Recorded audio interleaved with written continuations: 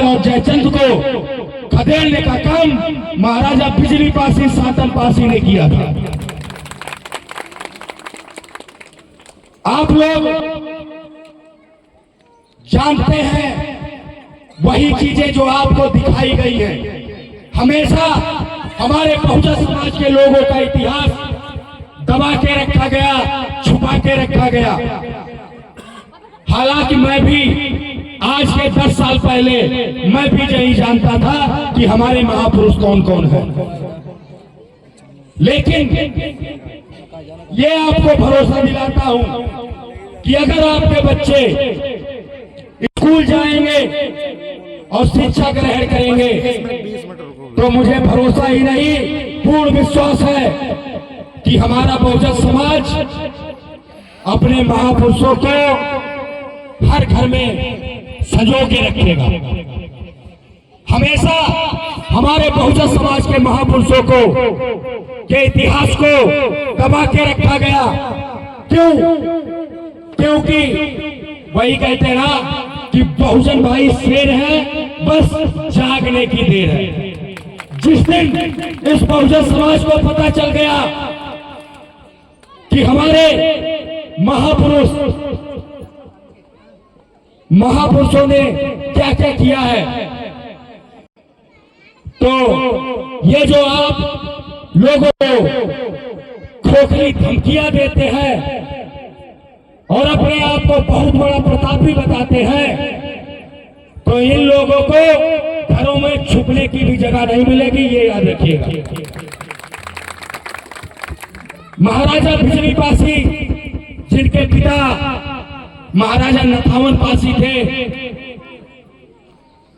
आप लोगों को पता होगा एक नथवा किला भी बोला जाता है महाराजा बिजली पासी का, और उनकी माता का नाम बिजमा था। उन्हीं के नाम से बिजनौर उन्होंने बसाया था और वहां भी उनका किला स्थित है। लेकिन हमारे समाज को तो पाखंडवाद और आडंबर अंधविश्वास से बाहर निकलने का समय ही नहीं है। जो आप अपनी विरासतों को देखें, आप अपने महापुरुषों के बारे में जानें। ये तो हुई बात महाराजा बिजली पासी की। आज हम लोगों ने आप लोगों ने देखा होगा मनुस्मृति का दहन किया था। जो मनु का विधान चलता था, मनु का विधान ऐसा था जिसमें हमारी माताओं बहनों को किसी तरीके के कोई अधिकार नहीं थे। हमारे बहुजन समाज के लोगों को पढ़ने का अधिकार नहीं था, संपत्ति रखने का अधिकार नहीं था, और हमारी माताओं बहनों को तो पुरुषों के साथ में बैठने तक का अधिकार नहीं था। और उस समय उस मनु विधान में ऐसी नियम और कानून थे कि अगर हमारे बहुजन समाज के लोग उस किताब को छू लेते तो उनके हाथ काट दिए जाते थे। अगर उस किताब को पढ़ लेते तो उनकी जीभ काट दी जाती थी। और अगर कोई उस किताब को कोई पाखंडी पढ़ रहा होता, अगर वो सुन लेते तो उनके कानों में शीशा पिरो के डाल दिया जाता था। ऐसी भयावह जिंदगी हमारे पूर्वजों ने जी। लेकिन वही कहते हैं ना कि हमारे देश में डॉक्टर तो हर मंच के आए, लेकिन शोषितों, वंचितों, पीड़ितों और नारियों का उद्धार करने वाले अगर कोई डॉक्टर है तो वो बोध बाबा साहब डॉक्टर B.R. अम्बेडकर है, जिन्होंने हमारी माताओं बहनों को समाज शिक्षा का अधिकार दिलाया, समता समानता का अधिकार दिलाया।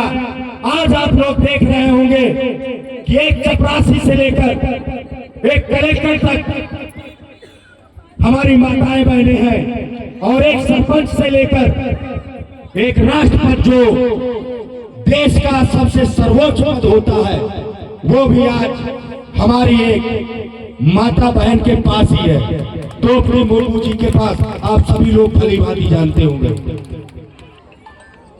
और जो हमें आज इन चीजों से छुटकारा मिला है, जो हमारे लोगों को तरह तरह से परेशान किया जाता था, उन चीजों से अगर छुटकारा मिला है तो वो सिर्फ भारतीय संविधान की बदौलत और हमारे बहुजन नायकों की बदौलत, जिन्होंने समय समय पर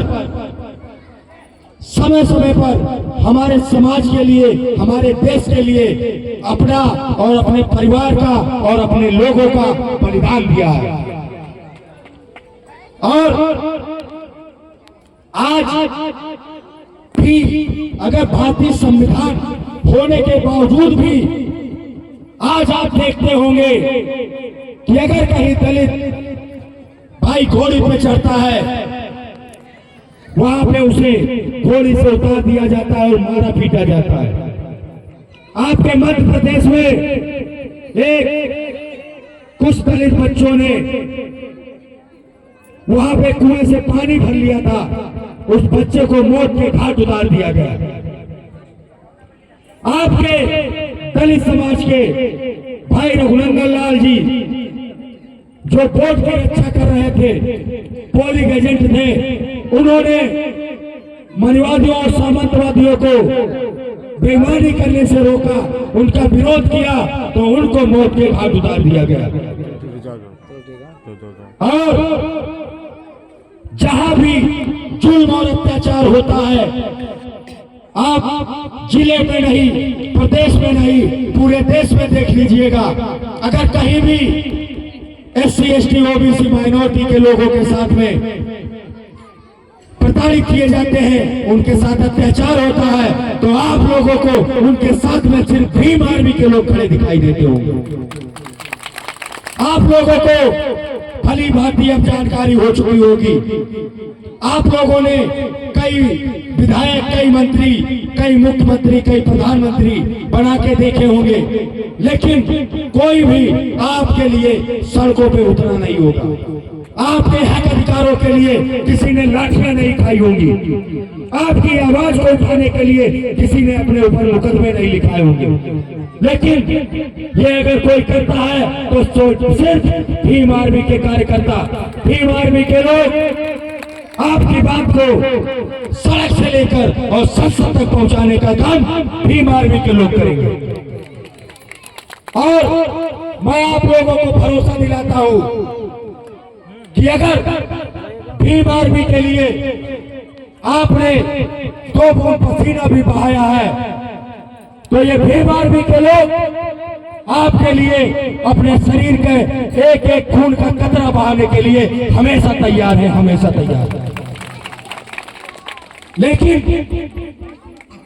मैं आप लोगों को एक बात और बता देना चाहता हूं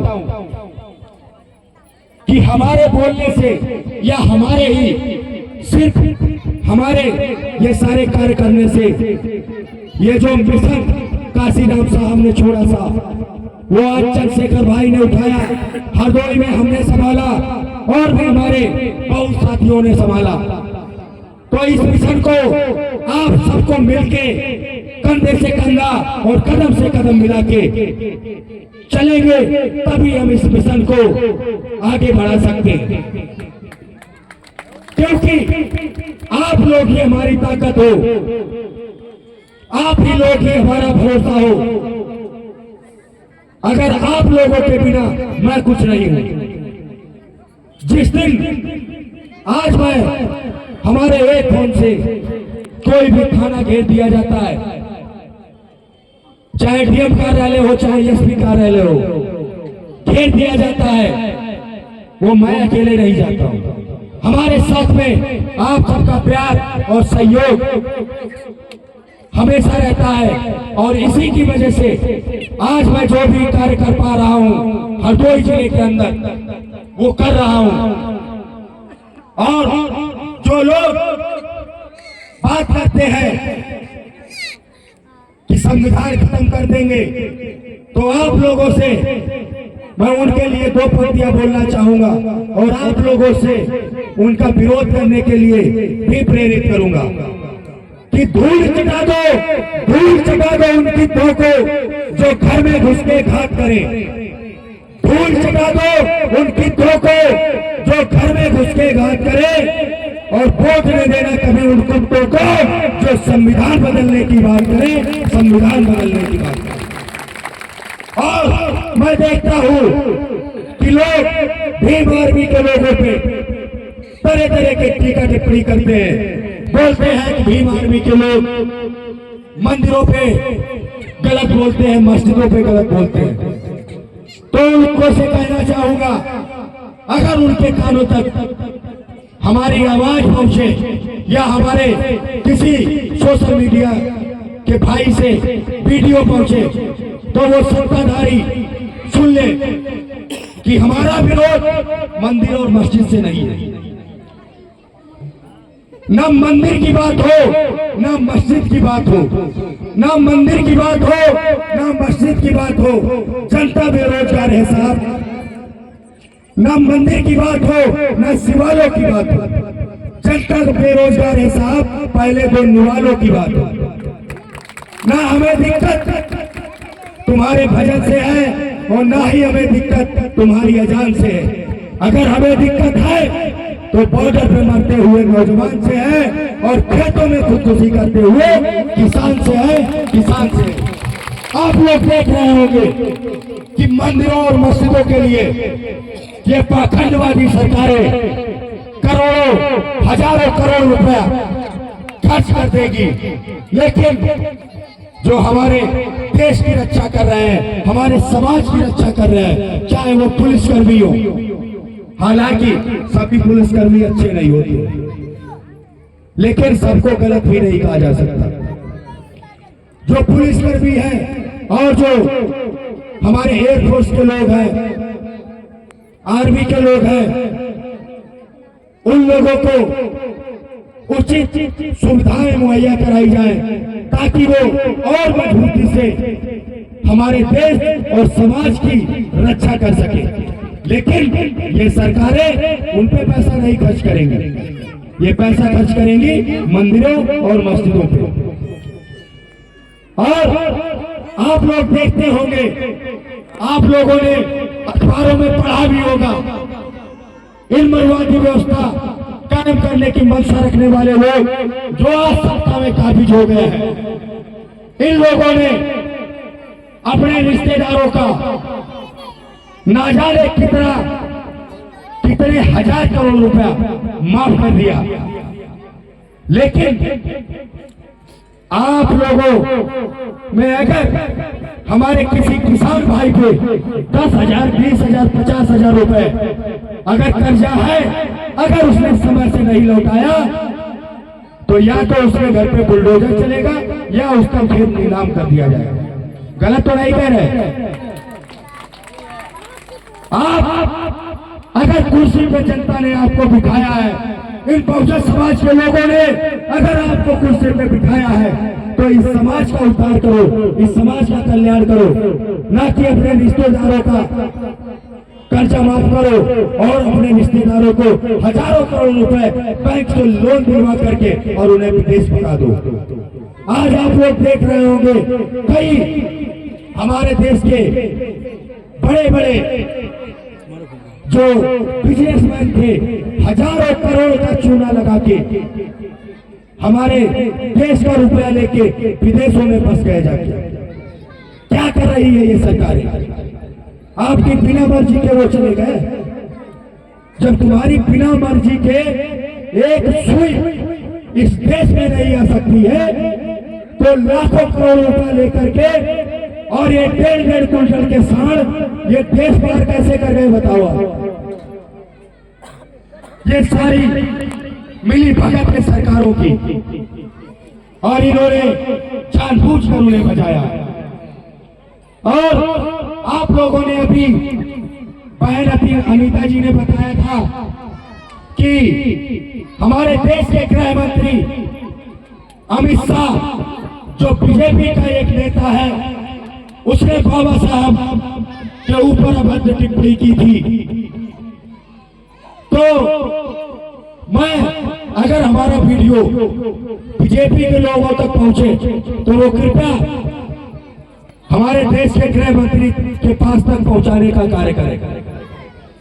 आप बोलते हैं कि जितना हम लोग अम्बेडकर अम्बेडकर कर रहे हैं उतना भगवान का नाम लिया होता तो स्वर्ग मिल जाता।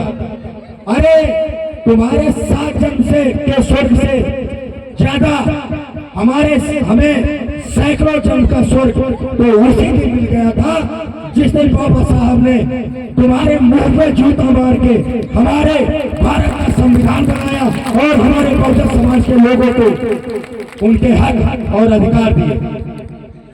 हमारे बहुजन समाज को उसी दिन स्वर्ग का मिला था और सच्चा स्वर्ग वही है। और अगर आपको इतना ही स्वर्ग प्यारा है तो मैं तो तुम्हारे भगवान से कामना करता हूं कि तुम्हें जल्द ही स्वर्ग बुला ले।